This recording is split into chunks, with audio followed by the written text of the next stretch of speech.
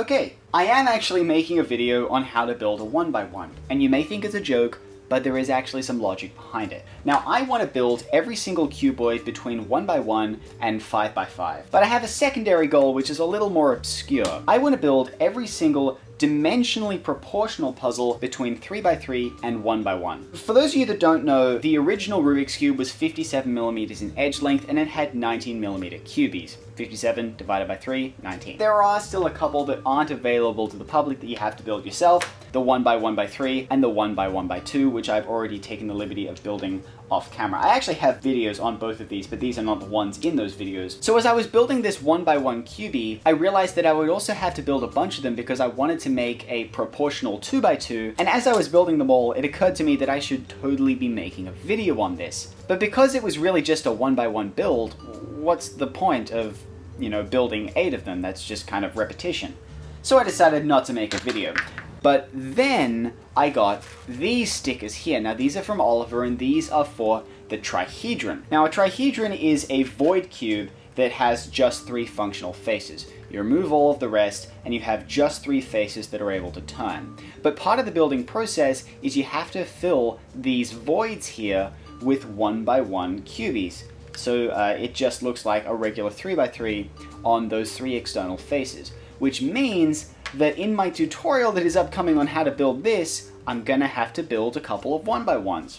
So I have 3 cases where I have had to build 1x1s, and so I think that it's worth my time to actually go into the details of how to build a 1x1 cubie. Now I'm going to be stealing a couple corner pieces out of a cheese sail that I have here ready to go. I always recommend that you have a few cheese sails lying around just for experimentations and you cutting in or stealing a piece from every now and then. This puzzle is of course 57mm in edge length, so the cubies are already proportional, and I'm just going to be going and filling all of the inside area just to remove that curved inside.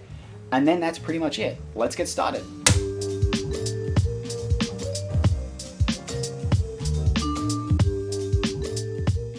Alright, so to get started here, I stole one of the cubies out of the 3x3 and I got a pair of pliers out and I just clipped off the underside part of it, which is just basically the mechanism and what makes the 3x3 work. And I set that aside. I was actually going to use that later, and so I reached into one of my drawers and I got out a file that I was going to use to roughen up all of the areas that I was going to apply the epoxy sculpt to. I've actually been using this file a lot lately and it's a really good addition to all of the tools that I use. I roughened up all of the areas that I was going to extend outwards. These areas were the 3 outer edges and 3 inner edges of the cubie. I got the epoxy sculpt out, and for this modification you really don't need that much epoxy sculpt, so I mixed up a very small amount, and while I was at it I roughened up the little track on the side of the piece. This is just a very shallow dip and it needs to be roughened up and filled as well. And then I started to press all of the epoxy sculpt onto the edges of the cubie. Now there's 3 big edges that you want to fill and 3 smaller edges on the opposite side that you also want to extend outwards. Those 3 edges are from the exterior of the cubie, which are also kind of round, and you want to get those as well. So you can see here all of the areas that I've extended outwards along with that track on the inside section of the piece. After everything had solidified, I got the nail file out and I sanded down all 6 of the faces to get it into a perfect cubic shape. As you can see here, that looked pretty good, although it still had a lot of very sharp edges and corners, so I continued sanding and I knocked off all of the sharp edges, and after I had finished sanding all of the edges, I took it over to some Scotch-Brite and I just rubbed it down, rounding off all of those sharp edges and making everything look nice and smooth.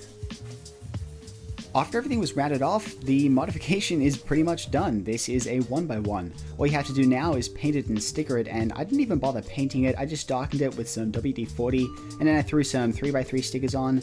If you're going to be making a trihedron, then I recommend you make 3 of these, and don't bother stickering them up until after you finish building the trihedron, because you won't need all of the stickers. But anyways, I hope you guys found this video informative somewhat.